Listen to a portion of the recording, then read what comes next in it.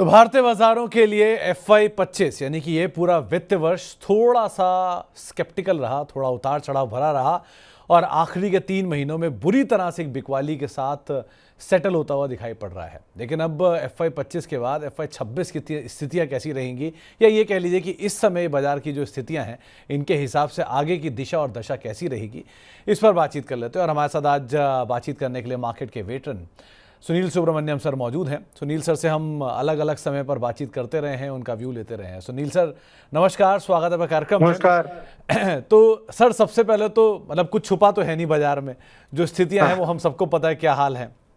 बाजार में बिकवाली आई, इंडेक्स तो वहीं का वहीं है, बहुत ज़्यादा वहाँ डैमेज नहीं हुआ, लेकिन mid cap small cap wipe out हो गए।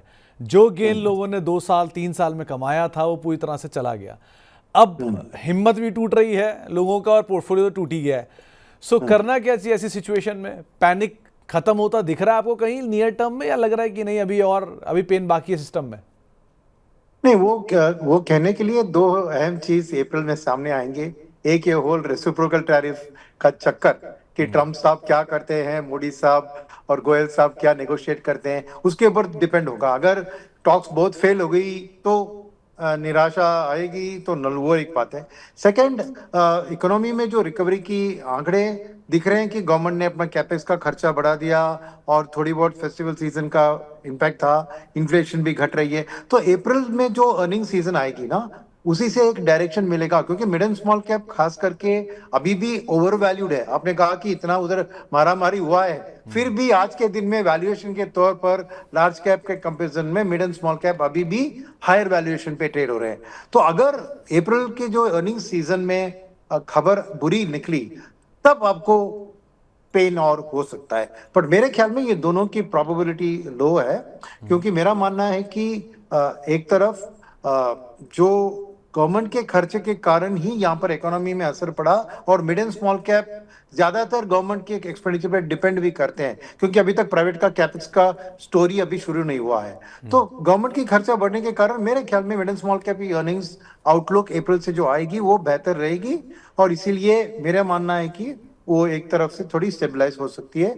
और इंटरनेशनल में मेरा मानना है कि अमेरिका में जो हलचल मची हुई है, क्योंकि एक तरफ ट्रम्प की बातचीत तो है, पर उसके अलावा उधर भी इकोनॉमी में जितनी मजबूती, जो सोच रहे थे कि पहले ट्रम्प आने से मेक अमेरिका ग्रेट अगेन में अमेरिकन इकोनॉमी बहुत जबरदस्त बढ़ेगी और उसके कारण इक्विटी मार्केट बढ़ गया था, अब वो सब रिवर्स हो रहा है। करीबन $5 ट्रिलियन का उधर मार्केट कैप इरोड हो गया है, और अमेरिका की हालत में ट्रम्प सेशन एक नई शब्द आ गई है, यानी एक शायद कुछ बुरी दिन आएंगे, उसके बाद अच्छे दिन आएंगे, अभी कह रहे हैं ट्रम्प साहब।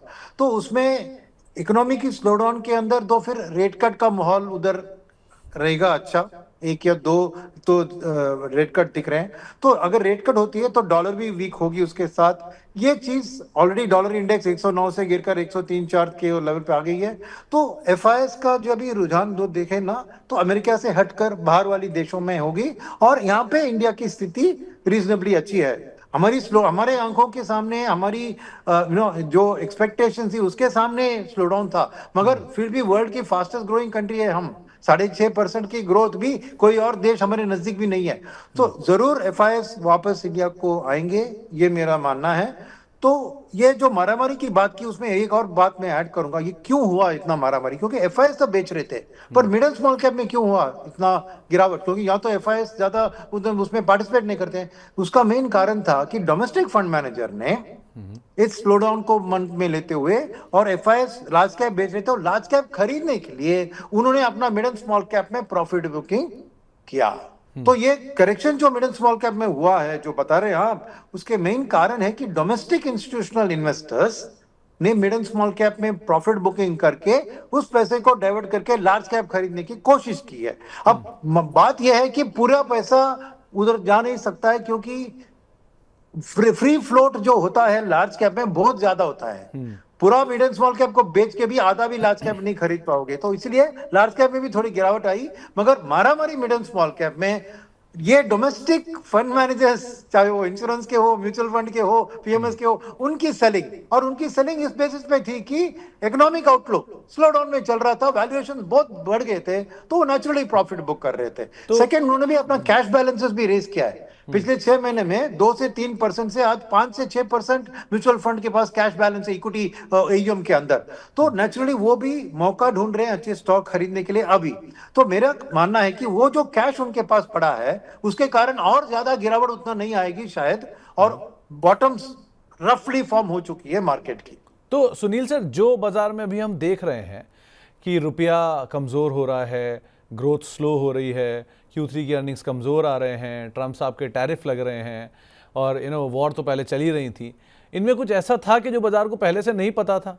ये ट्रम्प टैरिफ को छोड़ दिए तो, लेकिन रिएक्ट उन्होंने अब किया, वैल्यूएशन महंगे हैं। क्या हमें नहीं पता था कि 200 के मल्टीपल पर कंपनियां कामकाज कर रही हैं और सेक्टर बहुत एग्जॉर्बिटेंट महंगे हैं? इंडिया की मार्केट्स इमर्जिंग मार्केट्स होने के बावजूद दुनिया की टॉप मार्केट्स में आ चुकी थी। तो ये सब चीज़ें पहले से ही हो रही थी, हम रीड नहीं कर रहे थे। अब रीड करना शुरू किया तो हम रुक नहीं रहे। ऐसी सिचुएशन हो गई क्या? नहीं, देखिए बात यह है कि डोमेस्टिक फंड मैनेजर की जो एक्शंस के कारण ये हुआ है ना, आप कह रहे हैं क्यों उन्होंने पहले नहीं किया, मगर बात यह है कि जब तक एफआईआईज खरीदारी कर रहे थे लास्ट सितंबर तक, और इनको भी भरपूर पैसा एसआईपी के जरिए मिल रहा था, तो पैसा आ रहा है तो डिप्लॉय करना ही है ना। तो तब जाके नेगेटिव कॉल नहीं ले सकते। उनको पता था वैल्यूएशन हाई है, मगर पैसा भी लोग दे रहे हैं उनको पास, तो खरीदना ही था। कैश बैलेंस बहुत ज्यादा नहीं रख सकते हैं। सेकंड बात है कि एफआईएस की जो चेंज हुआ ना, वो हमारे देश के ऊपर उतना डिपेंड नहीं था। पहले चाइना का स्टिमुलस की बात हुई, फिर अमेरिका में ट्रंप की आ गई, ये किसी ने प्रेडिक्ट नहीं किया। देखिए, आप सोचिए कि ट्रंप के इलेक्शन के पहले सब सोचते थे कि कमला हैरिस ही आएगी, वही था मोरलेस। एक मैं इंटेलिजेंट इन्वेस्टर नहीं कहूंगा, मगर एक पीपल ने सोचा कि ट्रंप बहुत एक्सट्रीम है, कमला हैरिस एक middle of the line liberal है, तो शायद उनका, तो ट्रंप की विक्ट्री का जो एक एक्सपेक्टेशन था वो उतना नहीं था। जब हुआ ना, तब एफआईएस ने ठक मार के पैसा इमर्जिंग मार्केट से निकालकर सब यूएस में, चाहे वो डेट में या इक्विटी में डाला। ये अनएक्सपेक्टेड था, वन। सेकंड, जीडीपी की स्लो डाउन भी एंटिसिपेटेड नहीं थी ना। गवर्नमेंट सडनली अपना कैपेक्स प्रोग्राम कम करेगी, ये भी एंटिसिपेटेड नहीं थी। ये सब आंकड़े आने के बाद ही पता लगा। तो जो बात कह रहे हैं आप ना, इंडिया में उतना इंफॉर्मेशन आसानी से बाहर नहीं आता है कि जीडीपी, सेकंड क्वार्टर का जीडीपी 5.4% गिरा था, उसके पहले किसी का अनुमान था कि ये गिरने वाला है? नहीं ना।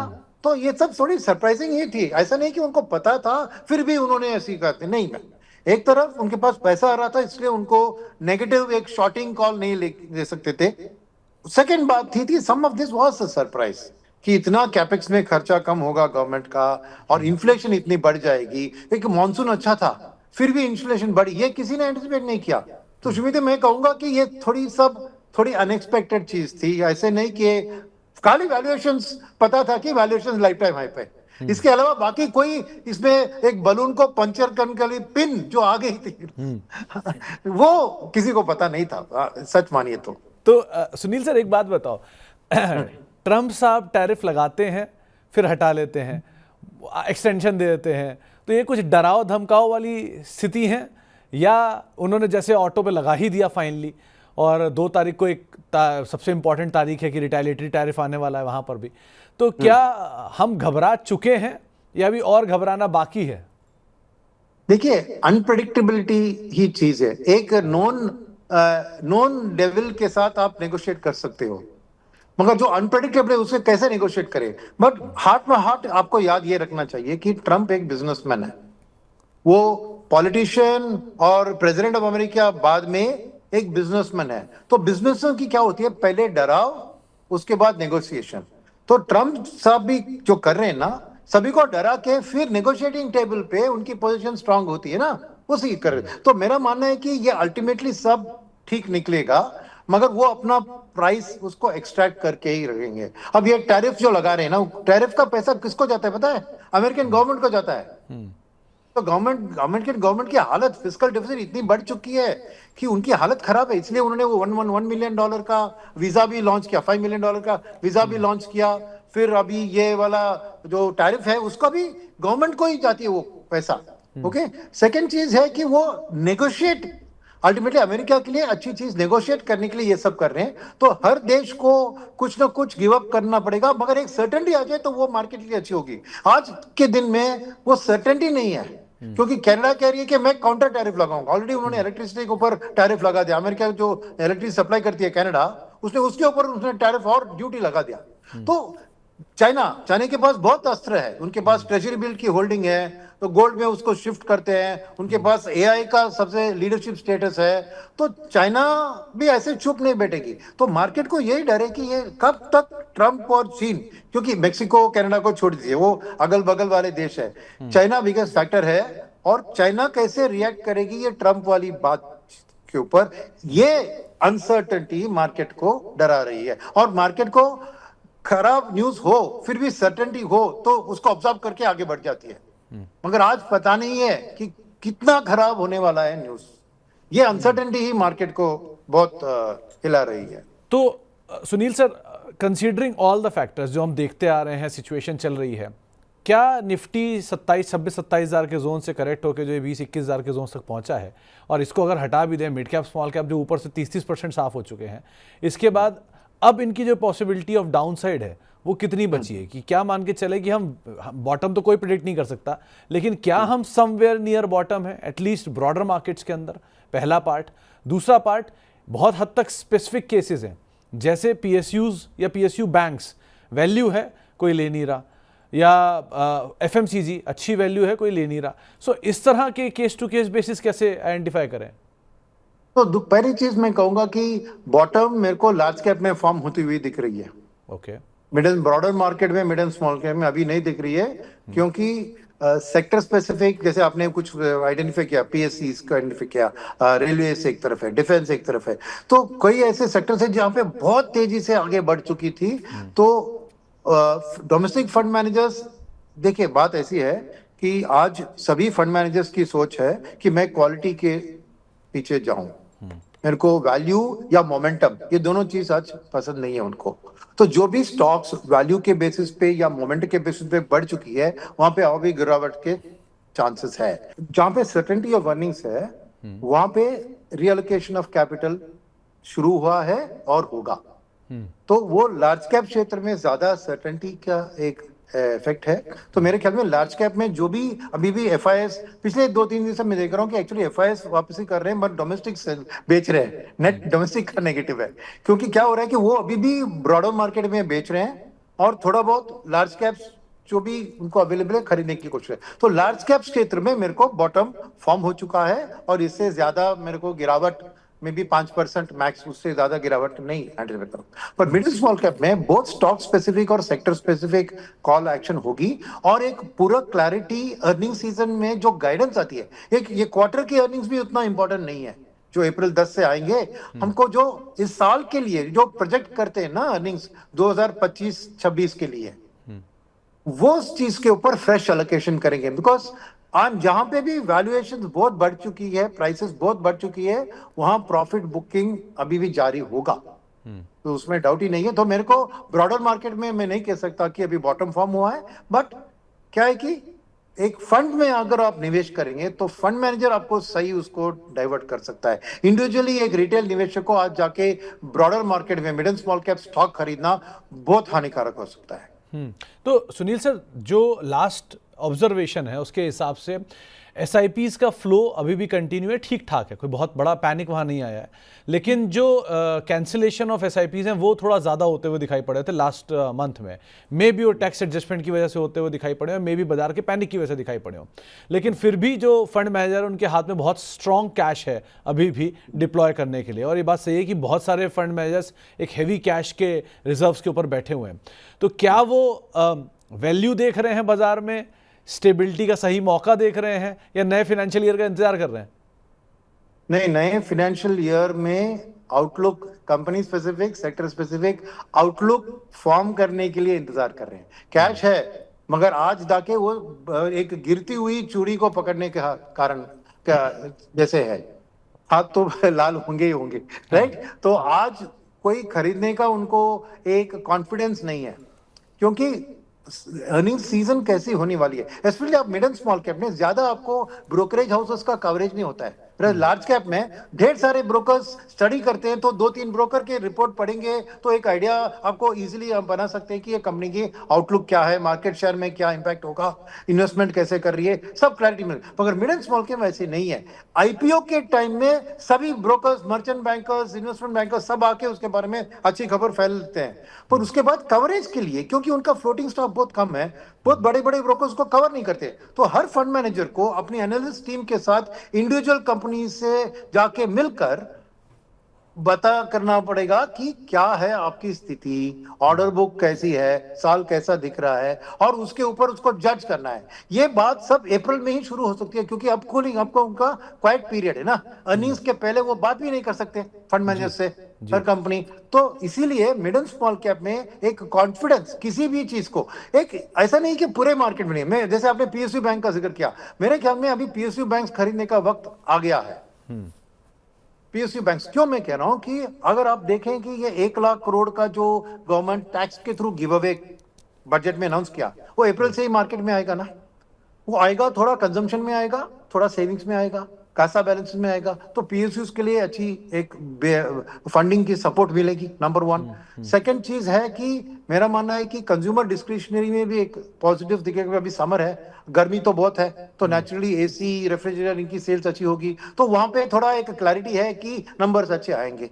तो ऐसे गिने चुने स्टॉक्स एंड सेक्टर्स में खरीदारी करेंगे, बट ब्रॉडर मार्केट में ब्लाइंडली जाके पैसा है हाथ में इसलिए जाके खरीदो, ये हाल नहीं है। आज फंड मैनेजर्स सावधानी से बैठ रहे हैं, वेट एंड वॉच कर रहे हैं, और कहीं पे बहुत करेक्शन हो गया और करेक्शन की उम्मीद अगर नहीं है, ऐसे ही स्टॉक्स को वो खरीद रहे हैं। तो ये एक सावधानी का वक्त है अंटिल अर्निंग सीजन शुरू होती है।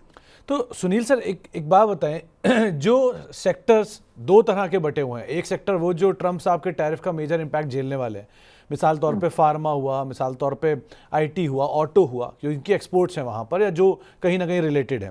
दूसरी तरफ आता है डोमेस्टिक कंजम्पशन स्टोरी, जैसे लिकर हुआ, हॉस्पिटल्स हुए, या सीमेंट हुआ फॉर द सेक, या रियल स्टेट हुआ, जिनमें बहुत ज़्यादा शायद डैमेज डायरेक्टली ना आता हो दिखाई पड़े, इनडायरेक्टली थोड़ा इम्पैक्ट रहे।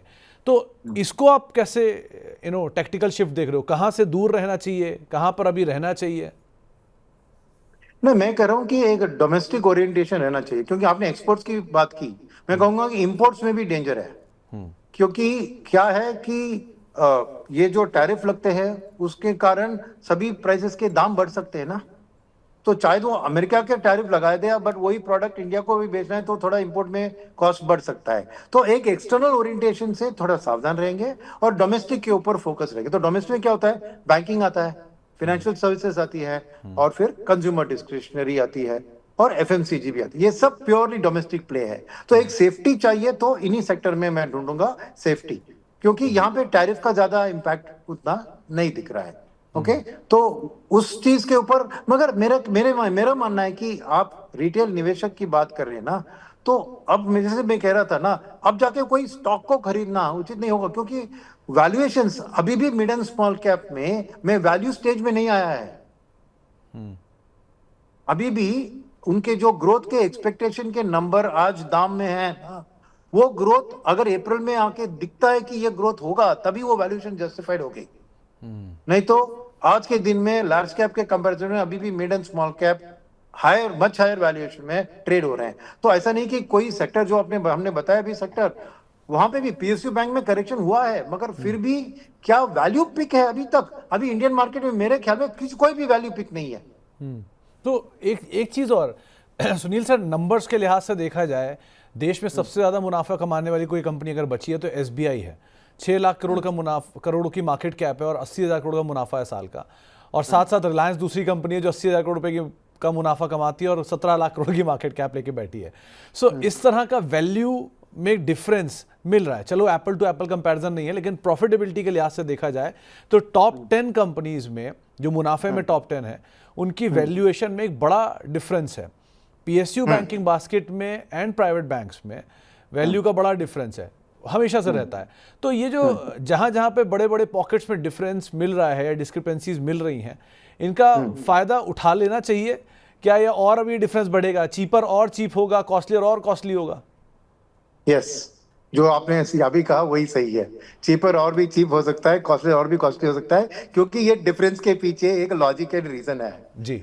एक अनसर्टेनिटी है उनकी फ्यूचर आउटलुक के बारे में, इसीलिए जो प्रॉफिट है उसके कारण उनकी दाम भी नहीं मिल रही है, तो वो क्लैरिटी अभी तक आई नहीं है। तो अभी जाके ये इतना गिर गया इसलिए मैं खरीदूंगा, या इसके प्रॉफिट इतनी है फिर भी दाम इतना सस्ता है, नहीं, और भी सस्ता भी हो सकता है।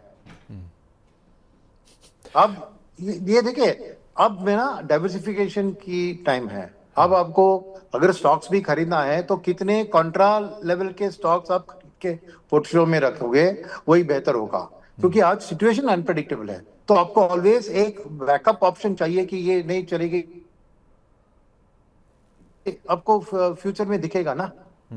तो सुनील सर, आज 2000 अनसर्टेनिटी का माहौल है। जी 2024 वो साल था जब आप बाजार में पैसा डालते थे, एक हफ्ते के अंदर वो पैसा 30% 20% गेन दे देता था। आईपीओ में पैसा डाल रहे हो तो एक एक हफ्ते में लग गया तो आपके 100% गेन आ रहे हैं। ये सिचुएशन हमने 2024 में देखी। 2025 एक टफ टाइम है जिसने पहले ही 3 महीने में इतना रुला दिया कि सबको समझ में आ गया शेयर बाजार एक्चुअल में होता क्या है, और शायद वो आगे और बुरे दिन भी दिखाए, वो तो बात की बात है। तो ये सिचुएशन जो है, क्या ये एक्चुअल टेस्टिंग टाइम बनेगा कि अगर आपने इस समय पर बने रह गए या रुके रह गए या एटलीस्ट आप प्रॉफिटेबल नहीं भी हुए, एटलीस्ट कॉस्ट टू कॉस्ट रह गए, तो FY 26 या 2026 जो है वो आपको लॉटरी बना के देगा? हाँ बिल्कुल। और खास करके एक इम्पॉर्टेंट चीज है इसमें, देखिए आप, ये टैरिफ, ये अनसर्टेनिटी ये सब हो रही है ना, उसमें एक चीज आपको याद रखने की जरूरत है कि ट्रम्प टैरिफ क्यों लगा रहे हैं, क्योंकि उनको प्रोडक्शन अमेरिका में शिफ्ट करने की कोशिश जी। कर रहे हैं ताकि अमेरिका बढ़े। At the same time America का per capita income $80,000 per year है, तो उनके वेजेस भी उसके माफिक है। चीन का 13,000 रुपए है, इसलिए वो चीन से खरीदारी हो रहा था, तो टैरिफ करा के उसको ब्रिज को गैप कर रहे हैं ताकि चाइनीज कंपनी भी अमेरिका में आके अपना कारखाना सेटअप करे। मगर इंडिया का है 3,000 से कम भैया पर कैपिटा, तो टैरिफ में इनकम अमेरिकन गवर्नमेंट को जाएगा, मगर दाम, इन्फ्लेशन अमेरिकन कंज्यूमर पे लगेगा। तो ट्रंप ये टैरिफ वाली स्थिति विद हाई इन्फ्लेशन सस्टेन नहीं कर सकते हैं ना। तो अल्टीमेटली उनको चीन के ऊपर उन्हें जो भी टैरिफ लगाया उसको कहीं और से उनको एक राहत चाहिए ताकि अमेरिकन कंज्यूमर के ऊपर उतना इंपैक्ट ना हो, और वहां पे इंडिया का पोजीशन ठीक है। तो मेरे ख्याल में एक अगले 6 महीने में हमारी एक अलग ट्रेड डील बन सकती है अमेरिका के साथ, जहां पे हमारी लो कॉस्ट लेबर और लैंड अवेलेबिलिटी और एक गठबंधन, जहां पे हम अमेरिका से कुछ चीज खरीदेंगे, जैसे उनके तेल खरीदेंगे, उनके डिफेंस के इक्विपमेंट खरीदेंगे, और कई चीज हम उनको वापस में उधर देंगे ना। तो इंडिया इससे बाहर बहुत फायदे से निकल सकती है अगर हमने बहुत समझदारी से अपना नेगोशिएशन किया अमेरिका के साथ। यानी जो भी चीज के ऊपर टैरिफ है उसको कम करना चाहिए, मगर उसका जो बिजनेस का वॉल्यूम बहुत बढ़ के वो इंपैक्ट को काउंटर कर सकता है। तो 6 महीने लगेंगे मेरे ख्याल में, क्योंकि पहले रेसिप्रोकल लगाना है, सबको डराना है ट्रम्प को, उसके बाद नेगोशिएटिंग टेबल पे सबको बुलाएंगे, तब इंडिया का पोजीशन अच्छा होगा। और अगर हम उसको पूरी तरह फायदा उठाते हैं ना, तो मेरे लिए फिर ह्यूज हमारी पोटेंशियल 2026 में ये दिख सकती है। वो खाली एक इप्सो है मेरे लिए कि ये नेगोशिएशन ठीक जाए, मगर हमारी तरफ भी मोदी जी गुजराती है, वो भी बिजनेस उनके खून में है, और उधर भी ट्रम्प बिजनेसमैन है। दो बिजनेसमैन जब बात करते हैं कुछ ना कुछ सॉल्यूशन सामने आता है, वो झगड़े के कारण खाली झगड़ा नहीं करते। तो सुनील सर, 2 चीजें और इसमें इंपॉर्टेंट है। आपने इन्फ्लेशन की बात करी, यूएस मार्केट में अगर इन्फ्लेशन बढ़ता है, सो जो ये अब तक हम रेट कट का सिलसिला देख रहे थे, ये सिचुएशन कितनी और रहने वाली है आगे? क्या ये रेट कट की सिचुएशन प्रिवेल करेगी? पहला पार्ट। दूसरा, ट्रम्प साहब ने वेनेजुएला पे रिसेंटली एक टैरिफ और इम्पोज कर दिया है क्रूड को लेकर, तो उसका रिटेलिएटरी इफेक्ट कहीं इंडिया तो नहीं होगा? क्योंकि एक इंडिया के साथ भी डील यहाँ पर फिर खड़ी हो सकती है। दो हम इतने बड़े सप्लायर नहीं है, लेकिन इंडियन मार्केट के जो, मतलब इंडिया बहुत क्रूड लेता है वेनेजुएला से, सो इस तरह का इम्पैक्ट इंडियन मार्केट पे कैसा आएगा? और दूसरा, क्रूड सप्लाईज को लेकर अगर कोई कंसर्न फिर खड़ा हुआ, देन अगेन इंडियन इन्फ्लेशन बढ़ता हुआ दिखाई पड़ेगा। सो ये जो इकोनॉमिकल पार्ट है अदर देन मार्केट्स पार्ट, ये कैसे हैंडल होगा गोइंग फॉरवर्ड? मेरा एक ऑपोजिट व्यू है आपके साथ कि मेरे मानना है कि 6 महीने में तेल का दाम गिरेगा, ओके, बढ़ेगा नहीं। और इसका कारण यही है कि क्यों टर्मिनल्स के ऊपर टैरिफ लगा रहे हैं, वो उनको क्या है कि अमेरिकन ऑयल प्रोड्यूसर्स को वो सपोर्ट कर रहे हैं ट्रम्प, और जो पुराने शेल गैस के वेल जो बंद किए गए थे उसको सब रिवाइव करने के लिए वो इंसेंटिव्स देके, यानी ड्रिल बेबी ड्रिल उनका ये याद होगा आपको, राइट? तो क्योंकि उनके लिए अमेरिका में इन्फ्लेशन में सबसे बड़ा हाथ होता है हाउसिंग का, सेकंड होता है गैस प्राइसेस का, राइट? क्योंकि अमेरिकन लोग बहुत ट्रैवल करते हैं, तो तेल के दाम कंट्रोल में रखना ट्रम्प के लिए बहुत इंपॉर्टेंट एक चीज है। इसलिए वो ड्रिल भी कर रहे हैं, at the same time Saudi Arabia पे दबाव डाल रहे हैं कि आप ओपेक के जरिए आप प्रोडक्शन को इंक्रीज करो। और दूसरी बात है कि रशिया को नेगोशिएटिंग टेबल पे लाने के लिए तेल का दाम का गिरावट एक बहुत बड़ा टैक्टिक है ट्रम्प का, क्योंकि रशिया अपनी वॉर को फाइनेंस कर रही है इस तेल के सेल्स से ही ना, मेन इनकम उनका वही है। तो मेरे ख्याल में ये ट्रम्प की जो भी, और फाइनली वेनेजुला से हम ऑयल खरीद रहे हैं, मगर अल्टीमेटली हमें अगर यूएस से ऑयल खरीदना होगा कोई ट्रेड डील के लिए, तो नेचुरली वेनेजुला से या रशिया से या सऊदी अरेबिया से या ईरान से हमें उतना सप्लाई कम कराना ही होगा ना। तो ये नेगेटिव नहीं है, एज लॉन्ग एज हम वो वेनेजुला से कट करके अमेरिका से खरीदते हैं। अगर हमने बहुत अपना इंपोर्ट अमेरिका से किया तेल को, तो वो ट्रम्प के लिए एक बिग पॉजिटिव है। वो ड्रम बीट करके कहेगा कि देखो मैंने इंडिया को इतना तेल बेचा, तो इंडिया मेरा फेवरेट ट्रेवलिंग पार्टनर है, तो उसके लिए वो कंसेशन भी दे सकता है। तो मेरा ऑयल के बारे में मेरा एक टोटली ऑपोजिट व्यू है कि 6 महीने में मैं ऑयल को सस्ता होते हुए देख रहा हूं, और वो इंडिया के लिए पॉजिटिव है इन्फ्लेशन की तौर पर और एफआईएस की तौर पर, बिकॉज एक लोअर ऑयल प्राइस हमारी ट्रेड डेफिसिट, फिस्कल डेफिसिट को कम कराएगी, तो ऑटोमेटिकली इंडिया की करेंसी पे भी उसका पॉजिटिव इंपैक्ट आएगा। तो मेरा मानना है कि ऑयल एक फेवरेबल फैक्टर टर्न अराउंड होगा, खाली हमें अमेरिका से तेल खरीदने का डिसीजन लेकर कम्युनिकेट करना होगा सीधे। तो सुनील सर, इसमें दो और फैक्टर हैं। एक टेस्ला, जिसको हम नेगोशिएट मतलब भूल नहीं सकते हैं, अवॉइड नहीं कर सकते, क्योंकि अब वो खाली एक कंपनी नहीं है, वो अमेरिका की तरफ से बहुत बहुत हद तक स्पीच का हिस्सा भी है।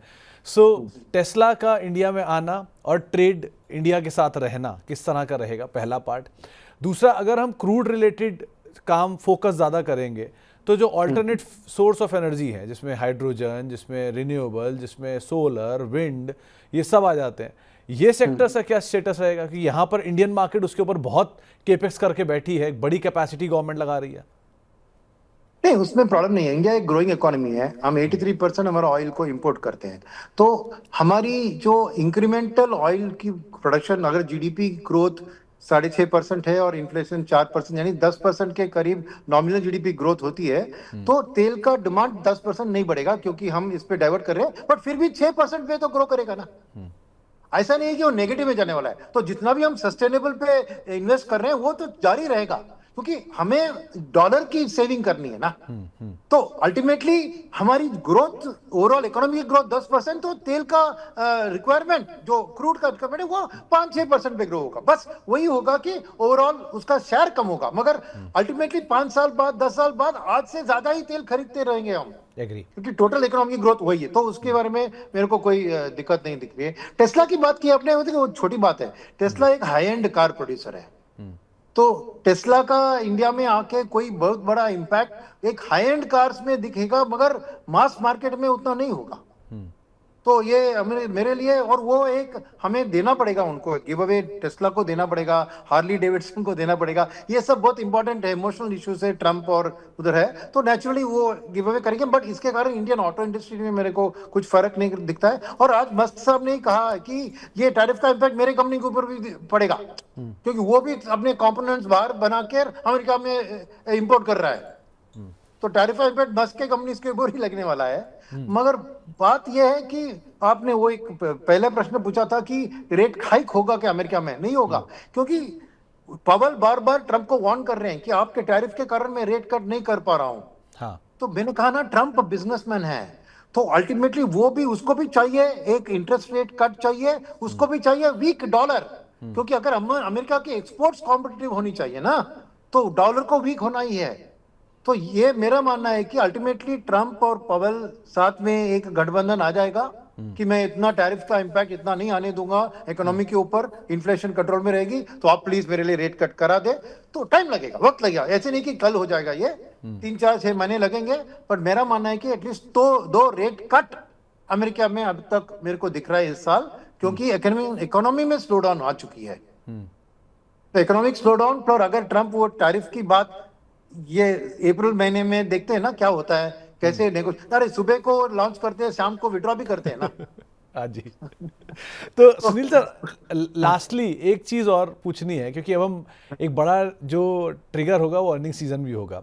पिछले हाँ क्वार्टर के अर्निंग सीजन थोड़े से कमज़ोर थे और सिचुएशन ऐसी थी कि खराब नंबर पे लोअर सर्किट, ठीक नंबर पे लाल निशान, अच्छे नंबर पे लाल निशान रहा था, और ठीक नंबर पे तो सुनता ही नहीं था कोई। So correct. अब क्या वो सिचुएशन बची है, क्योंकि ऑलरेडी आपका बहुत ज़्यादा स्टीम निकल चुका है, डस्ट निकल चुका है मार्केट से। सो अगर नंबर रीजनेबली ओके भी आ जाते हैं तो क्या बाजार और बड़ा डाउनसाइड एक्सपेक्ट करेगा एटलीस्ट ब्रॉडर मार्केट्स में, या अगर नहीं, बहुत ही हाउलर नंबर नहीं आए तो मार्केट ठीक ठाक ही रिएक्ट करके छोड़ देगा? देखिए, ये बहुत मुश्किल सवाल है ना कि 3,000 स्टॉक मार्केट वाली कंपनी कैसे अपने अर्निंग्स को बताने वाली है, क्या आउटलुक बताएंगे। ये क्वार्टर के अर्निंग्स छोड़ दीजिए, ये जनवरी फरवरी मार्च की जो अर्निंग्स रिपोर्ट होगी ना, वो वेस्ट है। ओके, जो हो चुका है उसके बारे में मार्केट कुछ फिगर नहीं करती है। हर कंपनी क्या अपने आउटलुक के बारे में कह रही है, ऑर्डर बुक कैसी है, डिमांड कैसे दिख रही है, क्या वो कैपेक्स में कैपेसिटी बढ़ाने की बात कर रही है, ये सब चीज के ऊपर डिपेंड होता है। और वो हमें वेटिंग करना पड़ेगा सीजन के लिए, क्योंकि आज बहुत कंफ्यूज्ड सिचुएशन है। क्योंकि जैसे आपने कहा, ये बहुत सरप्राइज था कि इतना, देखिए आप जीडीपी ग्रोथ की बात कर रहे हैं, उसके पहले अर्निंग सीजन आई थी ना, जून जुलाई अगस्त सितंबर की अर्निंग सीजन, अक्टूबर 10 से जो आई थी, वहीं पे शॉक शुरू हुआ ना। उसके बाद जीडीपी के आंकड़े आए 1 महीने 1.5 महीने बाद। तो अर्निंग सीजन का प्रिडिक्शन करना आज क्या है, एक पॉजिटिव चीज मैं बताता हूं कि मार्केट ने अपनी उम्मीदें बहुत कम करा दी है, कंसेंसस एक्सपेक्टेशन आज बहुत गिरा दी है। तो शायद एक पॉजिटिव सरप्राइज बनने के लिए माहौल ठीक है। बस वही कहूंगा मैं, उसके ऊपर कुछ कहना बिना कोई कंपनी के खबर सुन के कुछ नहीं पता है आज, राइट। तो आज उसके बेसिस पे कुछ भी डिसीजन लेना गलत होगी।